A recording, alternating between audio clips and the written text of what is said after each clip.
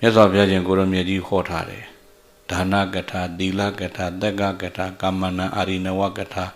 နိခမအာနိတန္တကထာဆိုတော့တရားအစဉ်ကြီးလူဘဝရခဲ့တာတော့မှန်တယ်ရခဲ့ပေမဲ့လို့ဆင်းရဲတဲ့ဘဝကြီးနဲ့လူဘဝနေရရင်ဘဝတန်ဖို့မရှိဘူးဒါနပြုခြင်းလို့ပြုလို့မရသီလစောင့်တည်ခြင်းလို့လည်းပဲအချိန်မပေးနိုင်တရားအထုတ်လို့လည်းအစင်မပြေပေါ့အဲကြောင့်လူဘဝရရင်လည်းချမ်းသာဖို့လိုသေးတယ်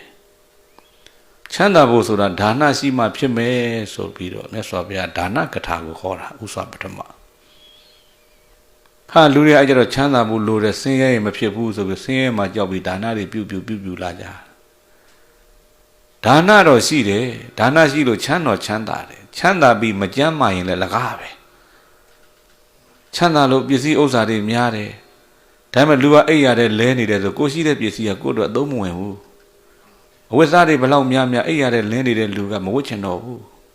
စားစရာတွေဘလောက်များနေမကောင်းတဲ့လူကစားချင်သေးမရှိတော့ဘူးဟုတ်တယ်မို့လားချမ်းသာပေမဲ့လည်းဘာဖြစ်ဖို့လိုတယ်ကျမ်းမာဖို့လိုတယ်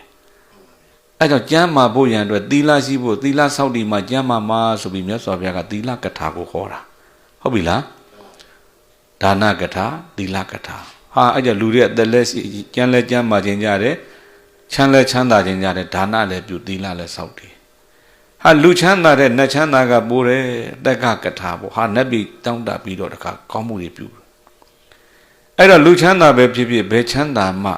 နတ်ချမ်းသာပဲဖြစ်ဖြစ်ဘယ်ချမ်းသာမှတည်မြဲတယ်ဆိုတာမရှိဘူးဆိုပြီးတော့ကာမဏအာရိနဝကထာကာမဂုဏ်နဲ့နေအိုခြင်းနာခြင်းသိခြင်းတွေရှိနေမှာပဲစသည်ဘုရားတရားတွေဟောအဲ့တော့လူတွေကဘဝလွတ်မြောက်ဖို့ခါကြိုးစားလာကြတယ်ဟုတ်ပြီလားပြောချင်တာကဘုရားရဲ့ဒေသနာအစဉ်ကိုဦးသိန်းကအနှစ်ချုပ်လေးပြောပြတာအဲ့တော့ချမ်းသာဖို့ရန်အတွက်ဒါနလိုတယ်ကျမ်းမာဖို့ရန်အတွက်သီလလိုတယ်ဟုတ်ပြီလား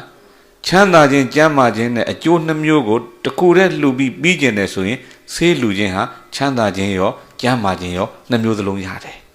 ဟုတ်ပြီလား